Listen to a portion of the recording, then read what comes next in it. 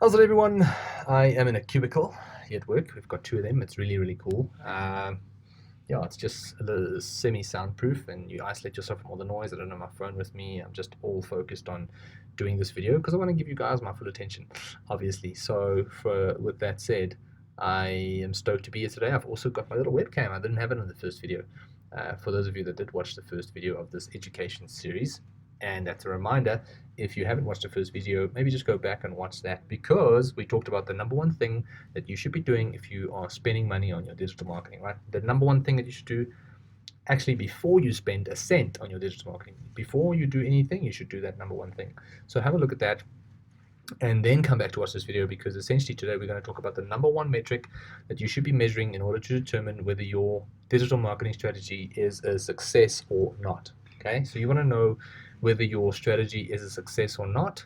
There's a certain metric that you need to be looking at, and I think as a business owner or as a marketing manager, you know that if you've ever been in the back end of AdWords or Facebook Manager, then you do know that things can get very overwhelming very quickly. It's just complete information overload, because there's all these different things that you can click on, and there's all these different things that obviously that you have to look at, and you get CPC and CPL and CPA and just CTR. So there's all these different metrics that you need to look at, and it gets just complete information overload. And the problem is that if you look at the wrong metric, okay, so most people tend to look at the wrong metrics, and if you do make the mistake of looking at the wrong metrics, you are going to end up making the wrong decisions, because there's just certain metrics that are a lot more valuable to measure than others when it comes to the bottom line, the actual growth in terms of money into the business. And I think essentially we're going to talk about that today. So, a lot of people make the mistake of focusing on cost per click. So they'll be like, we want cost per click to be this much. And I'm like, great, that's awesome. That makes sense. And for those of you that don't know, the cost per click is what the cost of the actual click of the ad that drives someone to your site. So let me quickly tell you why that's wrong. So if you are measuring the cost per click, and your ad campaign benchmark is R1, and John runs his ad campaign at R1 for your business, then John is going to drive 100 visitors to your site. So you're going to look at the analytics report John sent you. It's like, hey, Michael, your name is Michael, by the way.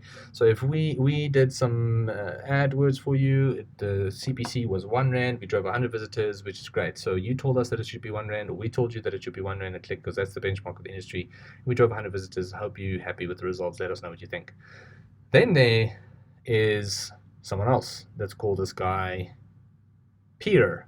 So there's Peter, and Peter's ad campaign comes at R2 a click. So if you had Peter as a service provider and his CPC was R2, then essentially you'd be like, oh, no, but John gets it at R1 a click. That's much better for my business. But yet, what technically can happen, or we've seen it happen all the time, is that if you have a higher CPC, a lot of times, not every single time, but occasionally, it means that you're also driving higher quality traffic, because obviously you're just, in a sense, targeting. You've narrowed down your targeting to an extent. I'm trying to figure out how can I explain this in layman's terms. So you've figured out and you've narrowed down your audience, and because your audience size is so narrowed down, Facebook kind of like has a limited amount of news feeds that it needs to distribute the ad to, which means you're competing with more people for that attention, which means your CPCs might be a little bit higher, right? We see it all the time.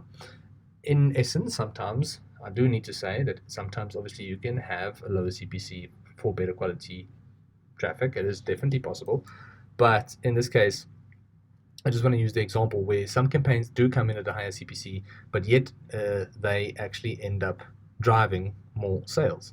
So, example again, you are measuring your Google Analytics. So, John sent you the report and he said, hey dude, we drove 100 visitors to your site.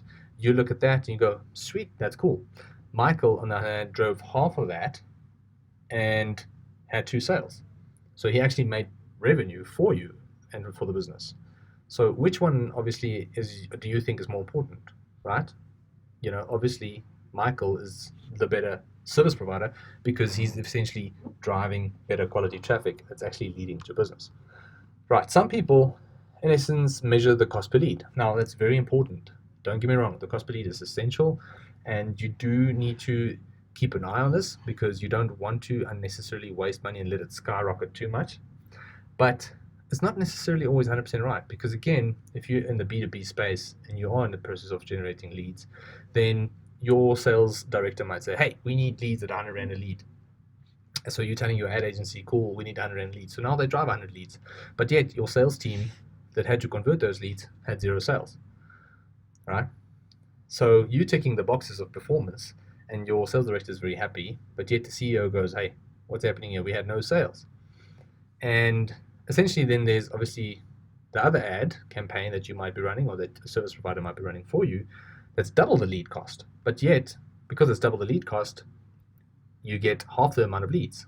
So now they go, oh shit, our leads have dropped in half. We should definitely do something about this.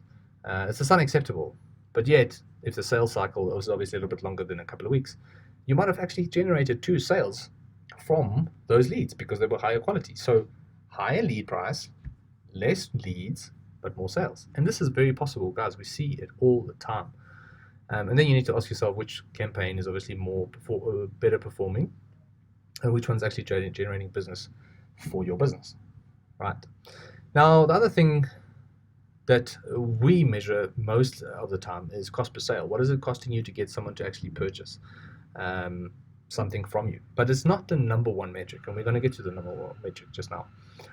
So the cost per purchase is important. Why? Because you need to understand what you're spending and what money you're actually making back. Not how many visitors, not how many leads, but how much money you're actually getting back. Now, if your benchmark is 100 Rand per purchase and you make one purchase, then let's say for argument's sake your shirt was 500 bucks that you sold online, then you made 500 bucks back.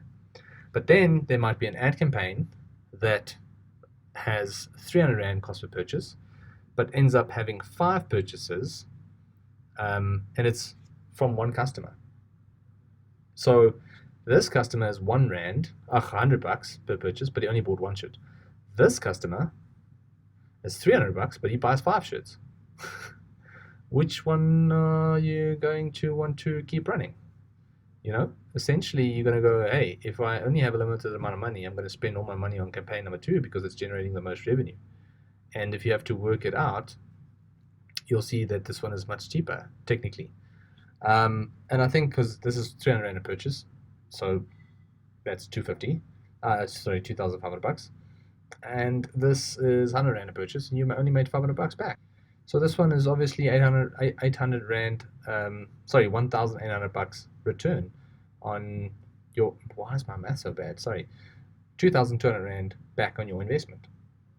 So this one is obviously, the better performing campaign because it's led to 2,200 Rand return. And this is why you probably want to keep this one running. So again, just why cost per sale can sometimes be misleading. It's important to measure, and we measure it most of the time because not all of our clients have the infrastructure and the ability to measure lifetime value. But for the ones that do, and I've given away the kicker, but it's fine, the ideal metric to measure is lifetime value. Guys, spoiled it, but it's okay. Lifetime value, it's the number one metric that you should be measuring because, again, let's use the shirt example. All right. Let's say, for example, I didn't buy all my shirts at once. Let's say there was a different scenario where I decided to, buy one shirt. So I see an ad online. It's a online clothing store. I click on the ad. I see a shirt that I like. I buy it. Delivers the next day. I fit it on. I'm like, sweet. This is really awesome. I don't have money now, but next month I'm going to have money again. And then I'm going to buy the different colors that I saw. There was 3 or 4 other colors of the same shirt.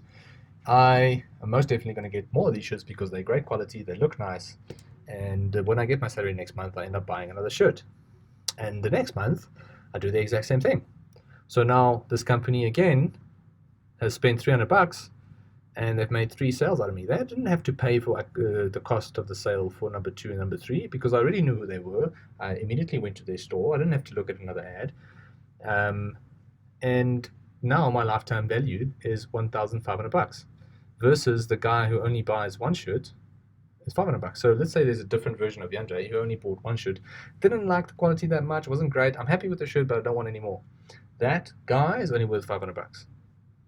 The first guy that we talked about, which is the one that bought 3 shirts, has a higher lifetime value. And essentially, you want more of those customers.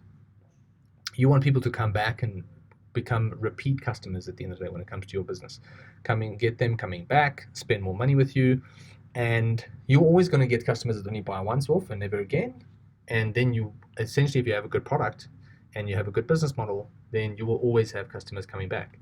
And you want to find the customers who are prone and more likely to come back every single time. Okay, so that's ideally the number one metric that you should be measuring when it comes to your digital marketing. You want to make sure that you find these clients that are going to come back time and time again. And it's possible to do. It's not the most difficult thing. It's literally, it's not this, I can say this, it's not super easy. And for the main reason that you need the data and the infrastructure to allow this to happen. That's usually the problem why companies don't get this right. The website is probably outdated, or they don't have the point and sale installed to allow for this to happen. And in essence, they don't store the data somewhere. So if you have a retail store, a lot of people don't store this data. And by having this data, you can actually go out and find more people like this. You can use Facebook, you can use AdWords to create similar audiences. So you can say, hey, I want all these 10 people because these 10 people buy from me every single month.